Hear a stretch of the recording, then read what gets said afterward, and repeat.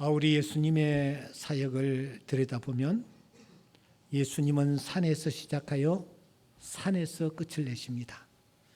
예수님이 사역을 산에서 시작하셨습니다. 그 산이 어디였습니까? 그 산이 바로 팔복산이었습니다. 가버나움 가까이에 있는 이 팔복산에서 주님은 앉으시사 그 유명한 팔복의 말씀, 산상보훈의 말씀을 주셨습니다. 심령이 가난한 자는 복이 있나니 저희가 그다음 뭐야? 천국이 저희 것이며 내가 모르는 줄 알았죠. 천국이 저희 것이며 하면서 주님이 낭낭한 음성으로 팔복의 말씀을 주셨습니다. 그래서 이 팔복산에 오르노라면 주님의 음성이 들리는 듯한 느낌까지 받는 것입니다. 그 주님의 사역의 마지막 피날레는 여러분 갈보리라는 산이었습니다. 그곳에서 주님은 십자가 위에서 피 흘려 쓰러지셨습니다. 그래서 우리는 이렇게 찬양합니다. 갈보리 산 위에 십자가 섰으니 주가 고난을 당한 표라. 주님은 그 갈보리산 십자가 위에서 엘리 엘리 라막사까니 하셨습니다. 아버지여 아버지여 어찌하여 나를 버리시나이까. 데텔레스타이 다 이루었다 여자여 보소서 아들이니이다. 이런 말씀을 하시다가 하나님의 부름을 받으셨습니다. 이와 같이 주님의 사역은 산을 떠나서는 생각할 수가 없습니다. 그러면 또 어떤 산이 있습니까? 그 팔복산과 그 갈보리산 중앙에 정중앙에 또 하나의 산이 우뚝 솟아 있습니다. 그 산이 바로 변화산입니다. 이 변화산은 여러분 팔복산과 갈보리산 못지않게 중요한 산입니다. 왜냐하면 예수님께서 하나님의 아들로 공인받으신 장소가 바로 그 변화산이기 때문입니다. 그래서 마태도 이 사건을 기록하고 있고 마가도 이 사건을 기록하고 있으며 누가도 이 사건을 기록하고 있는 것입니다. 그런데 이들의 기록을 살펴보면 미세하게는 차이가 있습니다. 마태는 어느 부분을 강조하고 있느냐? 예수님의 옷 모양을 강조하고 있습니다. 마가는 또 어느 부분을 강조하고 있느냐? 예수님의 얼굴의 모습을 강조하고 있습니다. 누가는 어느 부분을 강조하고 있느냐? 예수님의 외모, 용모의 포커스를 맞추고 있습니다. 하지만 공통적인 것이 있었습니다. 그것은 그때 하늘에서 음성이 들렸다라는 것. 둘째는 그 옛날적 인물이었던 모세가 그 자리에 나타났으며 엘리야가 나타났다라는 것. 이것이 바로 공통적입니다. 먼저 하늘에서 음성이 들렸다고 했습니다. 마태도 기록하고 있고 마가도 기록하고 있고 누가도 기록하고 있는데 어떤 음성이 들렸다라고 그들이 기록을 하고 있습니까? 마태의 기록을 보면 이는 내 사랑하는 아들이요 내 기뻐하는 자니 너희는 그의 말을 들으라 라는 음성이 들렸다. 마가는 이는 내 사랑하는 아들이 너희는 그의 말을 들으라 라는 음성이 들렸다.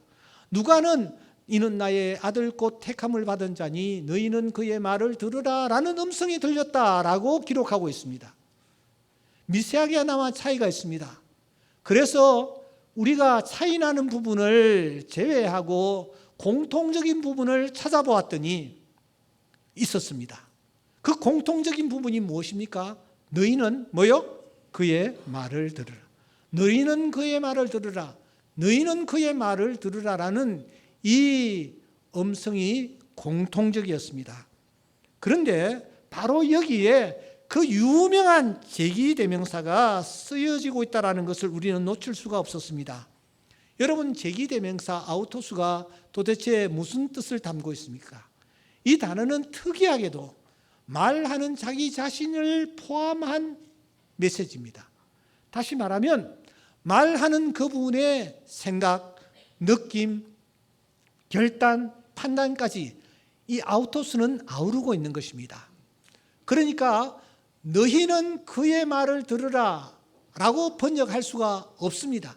이 번역은 좀 미흡합니다. 왜냐하면 그라고 하는 이 단어가 대상을 너무 협소하게 만들어버리기 때문입니다. 너희는 그의 말을 들으라 하면은 지금 그는 예수님을 가리키고 있는데 예수님의 말을 들으라 라는 뜻만 되는 것입니다. 그래서 저는 설교 제목을 너희는 저의 말을 들으라 라고 만들었습니다. 왜냐하면 이 저라는 이 단어 속에는 그라는 단어가 품고 있는 협소한 의미보다는 좀 더 넓은 의미를 담고 있기 때문입니다. 그러니까 이 아우토스는 너희들은 말하는 나의 말을 들으라 이 말입니다. 동시에 너희들은 지금 너희들 곁에 서 있는 저 나사렛 예수, 너희들이 목수라고 비웃는 예수, 고운 모양도 없고 자랑할 만한 것도 없는 그 모양이 일천한 그 예수의 말을 너희들이 들으라 라는 뜻을 담고 있다라는 것을 우리는 지난 시간까지 생각을 했습니다. 여러분, 오늘 이 시간에는 한 단계 더 깊이 들어가야 될 것 같습니다. 너희는 그의 말을 들으라. 그때 하늘에서 음성이 들렸다고 했는데 좀 더 구체적으로 도대체 말을 들으라고 말하는데 무슨 말을 들으라는 말입니까? 어떤 말을 도대체 들으라는 말일까요? 이런 질문을 본문을 향하여 던지면서 우리가 다시 한번 본문을 살펴보는 것입니다. 마태는 그때 이는 내 사랑하는 아들이요 내 기뻐하는 자니 너희는 그 아들의 말을 들으라 그렇게 말합니다. 마가는 이는 내 사랑하는 아들이니 너희는 그 아들의 말을 들으라. 누가는 이는 나의 아들 곧 내 택함을 받은 자니 너희는 그 아들의 말을 들으라.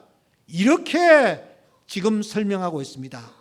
그러니까 앞부분을 보시면은 내 사랑하는 아들, 내 사랑하는 아들, 나의 아들 곧 택함을 받은 아들, 이 부분이 공통적이라는 것을 확인할 수가 있습니다. 즉 지금 너희들 곁에 서 있는 그분이 하나님의 아들이라는 것입니다. 바로 이 부분입니다. 그런데 사랑하는 여러분, 하나님의 아들이라고 지금 하늘에서 얘기를 하는데 그 말을 하늘에서 음성이 들리기 전에 한 사람이 있습니다. 누구입니까? 하늘 음성과 똑같은 음성을 발한 자가 있습니다. 누구입니까? 바로 가이사라 빌립보에서 예수님에 대해 고백했던 베드로의 음성과 일치합니다. 그날 가이사라 빌립보에서 주님이 묻습니다. 사람들이 나를 누구라 하느냐?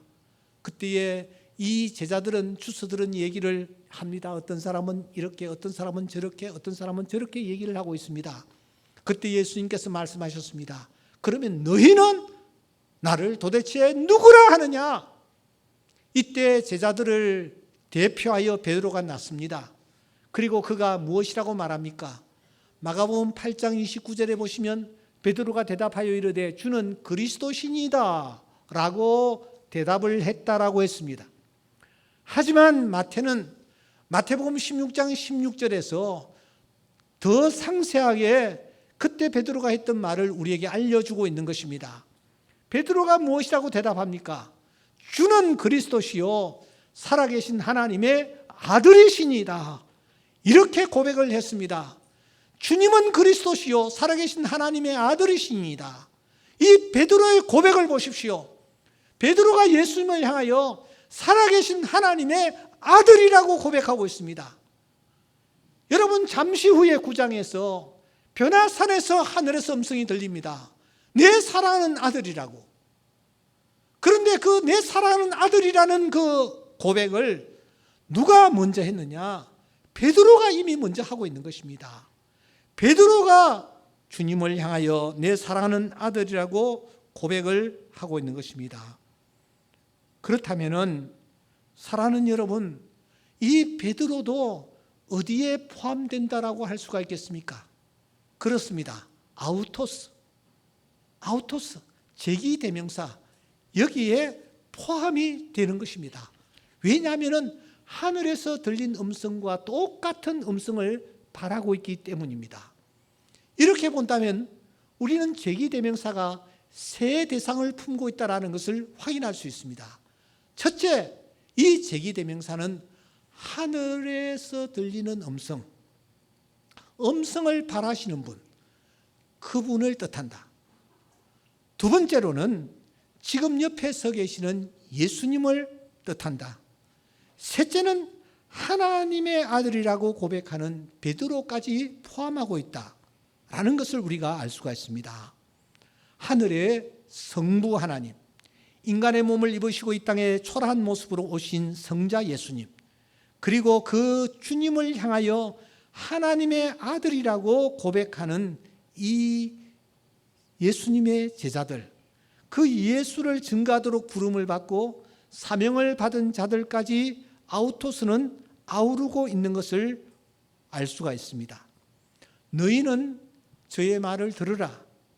우리는 하나님을 향하여, 그리고 주님을 향하여, 그리고 주님이 쓰시는 사역자들을 향하여 순종하는 마음으로 나아가야 한다라는 것을 이 음성은 우리에게 들려주는 것입니다. 어느 정도 우리가 그 말씀에 순종하며 나아가야 할까요? 우리가 누구처럼 순종하며 나아가야 할까요? 오늘 본문은 우리에게 이 질문에 대하여 답을 던져주고 있습니다.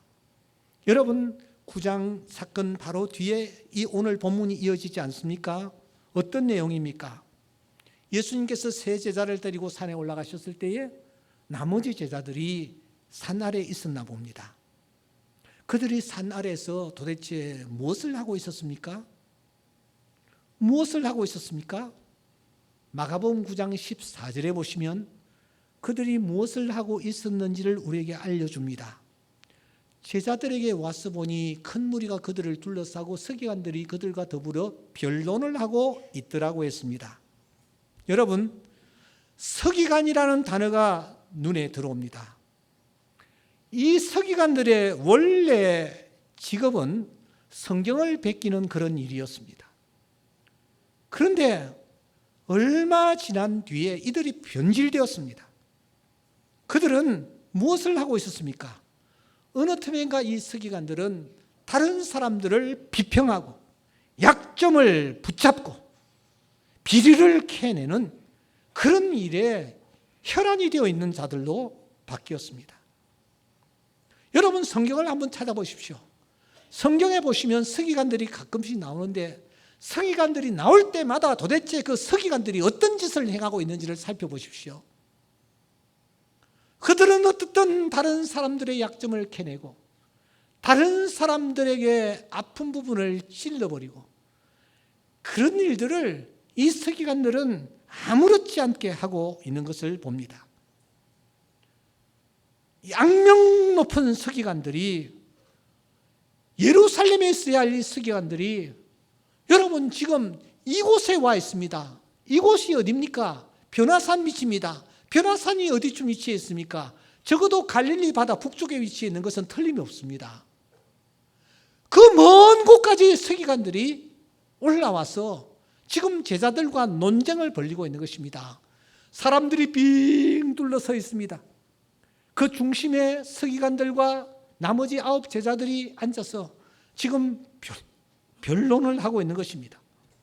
격렬한 논쟁을 주고받고 있는 것입니다. 어떤 논쟁을 주고받고 있었을까요? 당연히 조금 전에 있었던 가이사랴 빌립보 사건이었을 것입니다. 베드로가 주님을 향하여, 나사렛 예수를 향하여 주는 그리스도시요 살아계신 하나님의 아들이시니라라고 했습니다. 이 고백을 서기관들이 놓칠 수가 없었습니다. 어떻게 감히 저 나사렛 예수를 하나님의 아들이라고 할 수 있느냐? 침을 튀기며 논쟁을 주고받고 있었습니다. 여러분, 그 논쟁에서 누가 이기겠습니까? 당연히 서기관들입니다. 그래서 제자들은 지금 한쪽 코너로 몰리고 있는 상황입니다. 그런데 그 와중에 해프닝이 하나 더 일어나지 않습니까?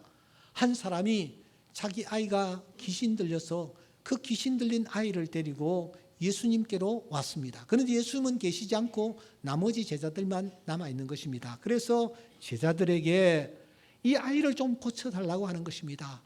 물에도 넘어지고 불에도 자빠지는 이 아이입니다. 그 아이를 제발 좀 고쳐달라고 애원을 합니다.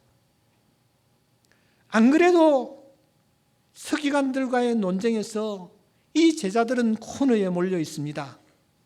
그런데 귀신 들린 아이까지 고쳐달라고 합니다. 그냥 내보낼 수가 없어서 이 제자들이 할 수 있는 방법을 다 동원했습니다. 손을 머리에 얹고 안수를 했을 것입니다. 등을 막 두드렸을 것입니다. 엉덩이를 치고도 했을 것입니다. 귀신을 쫓아낼 때 사용하는 여러 가지 주술들과 방법들을 다 동원했을 것입니다. 주여! 주여! 하고 소리를 지르기도 했을 것입니다. 그런데 웬걸 귀신은 꼼짝도 하지 않습니다. 아무리 9명이 매달려도 귀신을 쫓아낼 수가 없었습니다. 땀을 뻘뻘 흘리고 있습니다. 그 모습을 바라보며 주위에 둘러섰던 사람들이 모두 다 입을 비축이며 손가락질을 하며 비웃었을 것입니다. 바로 그때에 그 현장에 예수님이 나타나셨습니다. 그런데 자세히 보십시오. 누가 예수님을 제일 먼저 보았습니까? 누가 가장 먼저 예수님을 보았습니까? 9장 20절을 주목하십시오. 귀신이 제일 먼저 예수님을 보았습니다. 누가 가장 먼저 예수님의 음성을 들었습니까? 누가 가장 먼저 예수님의 음성을 들었습니까? 25절에 보시면 내가 명하노니 이 아이에게서 나오고 다시 들어가지 말라.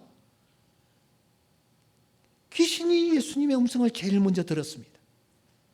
세 번째, 누가 가장 먼저 예수님의 말씀에 순종하고 있습니까? 순종하고 있습니까? 마가복음 9장 26절에 보면 귀신이 그 말씀에 순종하여 나갑니다. 나갑니다. 아멘. 나갑니다. 순종하고 있습니다. 그 아이가 죽은 것 같이 되어 많은 사람이 말하기를 죽었다 하나 예수께서 그 손을 잡아 일으키시니 이에 일었으니라. 귀신이 제일 먼저 예수님을 봅니다.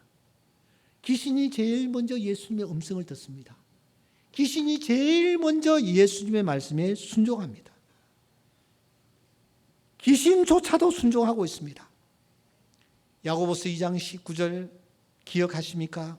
내가 하나님은 한 분이신 줄 믿느냐? 잘하는도다. 귀신들도 믿고 뜨느니라. 귀신이 지금 무리들보다 먼저 예수님을 보았고 귀신이 예수님의 음성을 제일 먼저 들었고 귀신이 예수님의 말씀에 순종하고 있는 것입니다.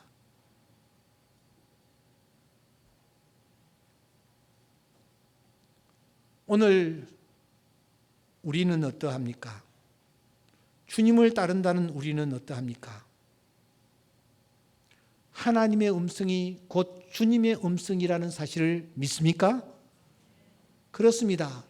주님이 말씀하신 말씀이 하나님이 하신 말씀입니다.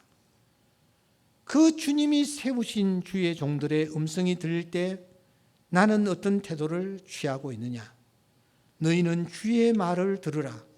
이 말씀 앞에 나는 어떤 반응을 보이는가 하는 것입니다.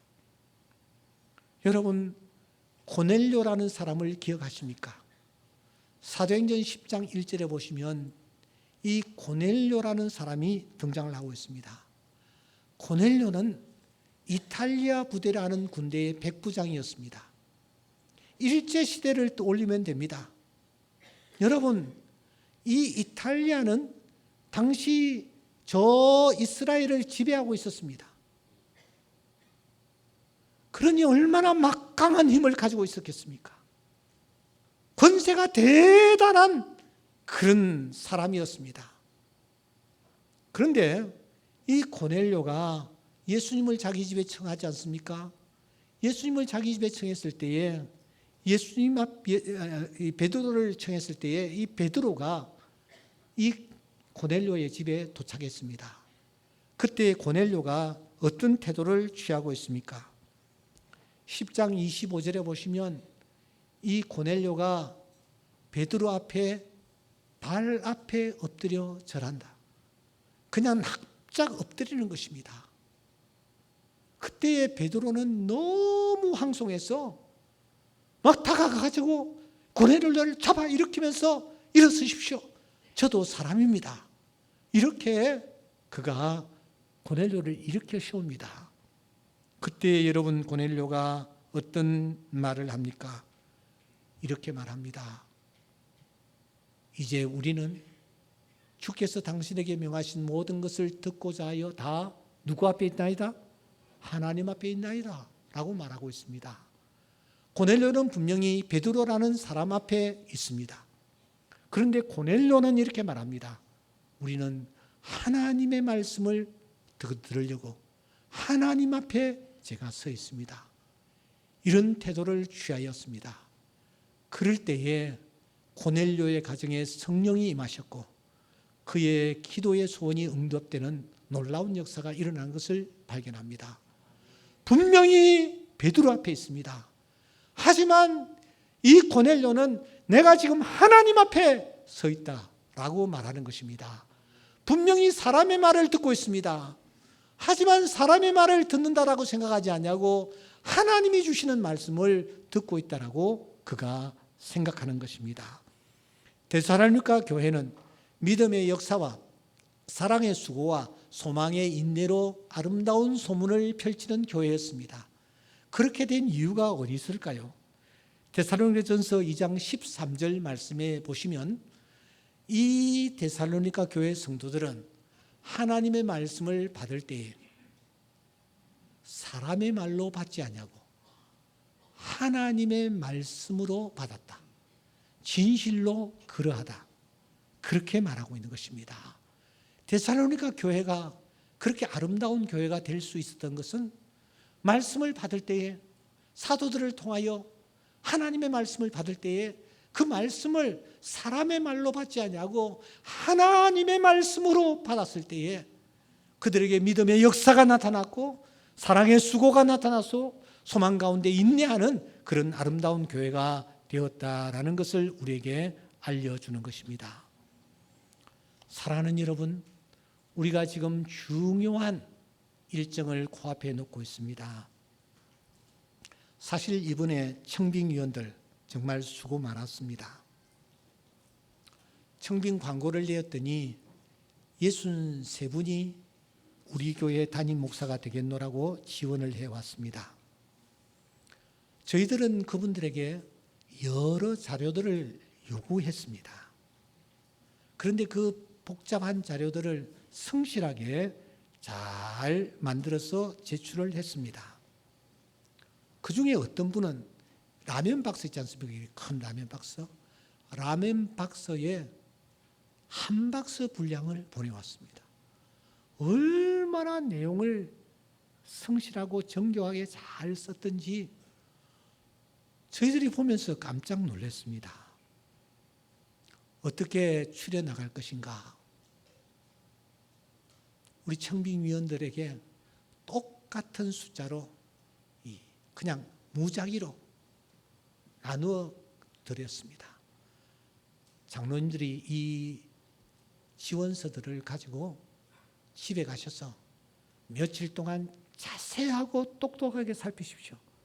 그리고 이 지원서 중에서 정말 괜찮겠다라고 생각하는 분들을 모여서 우리가 추천해 뽑아내 보도록 합시다 했더니 장로님들이 끙끙대며 지원서를 가지고 왔습니다. 설교 2편도 USB에 들어있는데 그것도 다 가지고 와서 들었습니다. 다시 모였을 때에 이분도 좋고 저분도 좋고 다 좋습니다 하면서 결국 뽑아낸 것이 24명이었습니다. 그 24명을 다시 6명으로 이렇게 줄여 나갔습니다. 그 과정에서 저는 이 교회를 놓고 무려 36년 이상 땀을 흘리며 교회를 일구어 왔습니다. 저는 혼신의 힘을 다해서 지금까지 달려왔다고 생각합니다.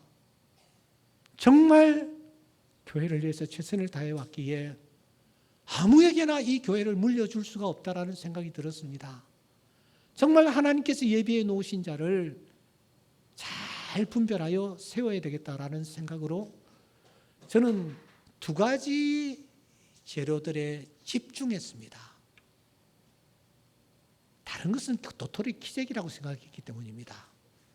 제가 두 부분에 집중한 것 중에 하나가 무엇인지 아십니까? 그것은 추천서를 누가 쓰느냐, 어떤 내용을 쓰느냐 하는 것이었습니다. 사실 우리는 잘 모르잖아요. 그런데 추천하시는 분은 그분에 대해서 잘 아는 거예요.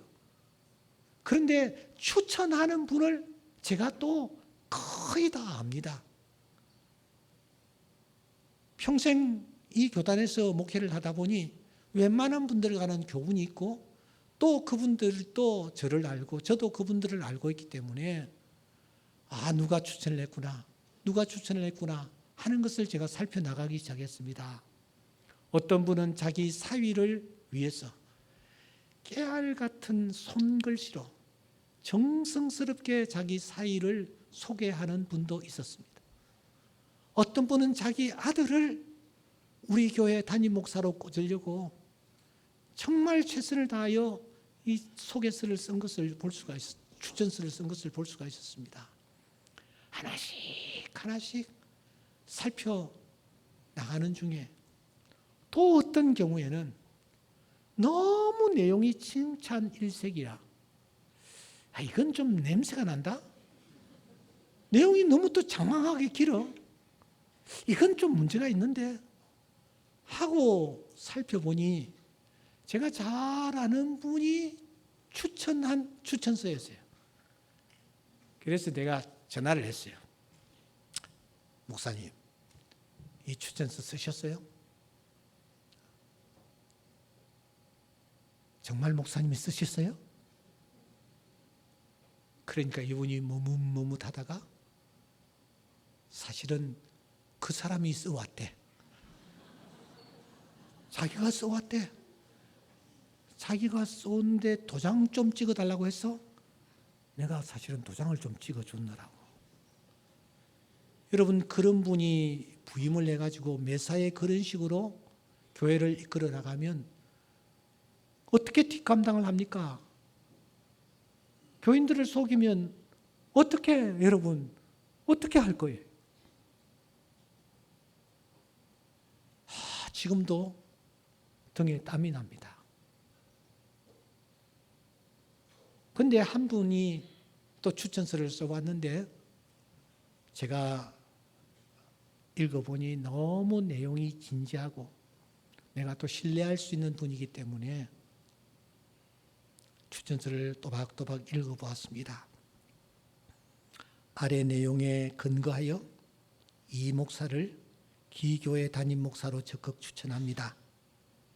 이 목사는 제가 40여 년간 목회자로 살아오면서 만난 가장 신실한 목자입니다. 진실하고 정직합니다. 매사 성실합니다. 그의 경건의 삶은 탄탄합니다. 담임 목사였던 저보다도 1시간 이상 더 새벽 기도를 하는 목사였습니다. 하루에 3시간 정도 기도합니다. 거리기의 어떤 상황에서도 흔들리지 않고 주님만 바라보는 목회를 해왔습니다. 그의 설교는 담임 목사인 저도 감동을 받습니다. 본문에 대한 정확한 해석, 삶에서 경험한 스토리를 바탕으로 한 예화, 그리고 깊은 기도의 샘물에서 길어낸 가마력 깊은 설교였습니다. 그는 이 시대에 하나님께서 쓰시는 위대한 설교자가 될 사람입니다. 그의 찬양 인도는 말씀 묵상과 기도에서 출발한 깊은 감동이 있었습니다. 하이테크 시대에 하이터치가 더욱 필요한데 이에 적합한 목사입니다. 그는 따뜻한 성품과 배려의 자세를 가지고 있습니다. 동력자들조차도 조화를 잘 이루어내고 있습니다. 목사인 제 아내가 가장 사랑하는 부목사 사모가 바로 이 목사 사모입니다. 기도의 사람이고 인격이 안정적인 사람입니다. 자녀들도 신앙교육을 잘 받은 귀한 아이들입니다. 제가 그래서 이 목사님에게 전화를 드렸습니다. 목사님, 내가 이 춘천서를 읽고 있는데 이거 진실이냐고 하니까 목사님, 제가 이 부분에서는 제가 보증을 할 수 있습니다. 정말 괜찮은 목사님이십니다. 그러면 목사님 이 추천서 쓰신 것 영상으로 내한테 보내세요. 내가 영상을 보관을 해야 될 것 같습니다. 네, 보내죠. 하고서는 이분이 영상을 어제 보내왔습니다. 누구겠습니까? 누구에 대한 추천이었겠습니까? 제가 중점적으로 본 것 하나가 있습니다. 그것은 자기소개서입니다. 지원 제출 서류에 자기소개서가 있었습니다. 그 중에 하나가 눈에 들어왔습니다. 한 부분만 읽어드리겠습니다. 나는 정말 어렵고 힘든 불신의 가정에서 자랐다. 복음화율이 가장 낮은 곳이었기에 가족 중 누구도 예수를 믿지 않았다. 그러던 내가 처음 신앙생활을 시작하게 된 것은 고등학교 졸업식 날이었다. 그날 친구들이 나에게 복음을 전했다. 그때부터 나는 미래에 대한 두려움과 불안이 밀려왔지만 하나님을 붙들기 시작했다. 그로부터 믿지 않는 가족들로 인해 심한 핍박을 받아야 했다. 특히 아버지는 나를 집에서 쫓아내셨다. 그리고 신앙생활을 하지 못하도록 엄청난 핍박을 가하셨다. 가정의 핍박이 너무 심하여 많은 날과 시간들을 교회에서 잠을 자고 생활해야만 했다. 그때는 그 시간들이 너무 외롭고 힘들었지만 하나님께서 나를 사역자로 준비시키기 위한 혹독한 훈련의 기간이었음을 나중에서 깨닫게 되었다. 하나님의 부르심을 깨닫게 되었을 때 나는 다니던 대학교를 중퇴하고 다시 수능을 쳐서 신학대학교에 지원을 했다. 그때 학교에서는 수석으로 입학한 나에게 4년간 전액 장학금을 받도록 배려해 주었다. 큰 힘이 되었다. 나는 신앙생활을 시작하면서 또 교회 중심으로 생활을 하게 되면서 기도 생활을 배워갈 수 있었다. 사역자에게 가장 필요한 것이 기도의 삶임을 그때 여러 가지 방면으로 깨닫게 해 주셨다. 이 추천서는 배유성 목사를 놓고 보내온 추천이었습니다. 이 자기소개서는 배유성 목사가 보내온 자기소개서입니다. 저는 지원서와 추천서를 대하면서 하나님께서 정말 귀한 분을 예비해 놓으셨다가 우리 교회에 허락해 주셨구나. 나의 약한 부분을 잘 보완할 수 있는 그런 사역자가 틀림없구나. 그런 생각을 했습니다. 사랑하는 여러분, 다시 한번 강조합니다. 너희는 저의 말을 들으라. 너희는 저의 말을 들으라. 모세와 엘리야가 나타나 말합니다. 내가 내 후계자를 세웠다. 여호수아를 세웠고 엘리사를 세웠는데 나의 말을 들었듯이 너희들은 저 여호수아의 말을 듣고 엘리사의 말을 들으라. 그러면 놀라운 일들이 너희들 앞에 나타날 것이다. 하나님께서 모세와 또 엘리야를 내세우신 이유가 바로 여기에 있습니다. 우리가 중요한 일정을 앞에 놓고 있는데 기도하면서 우리가 기쁜 마음으로, 정말 기쁜 마음으로 우리가 공동의회에서 좋은 결과를 가지고 목사님을 모시고 우리가 사역해 나갈 때 하나님께서 우리 교회를 위하여 예배해 놓으신 신령한 은혜와 복을 충만히 허락해 주실 줄 믿습니다. 이 일의 주역들이 되는 우리 모두가 될 수 있기를 주의 이름으로 축원합니다. 기도드리겠습니다. 하나님 아버지 감사합니다. 그날 변화산에서 너희는 그의 말을 들으라 라고 말씀하셨습니다.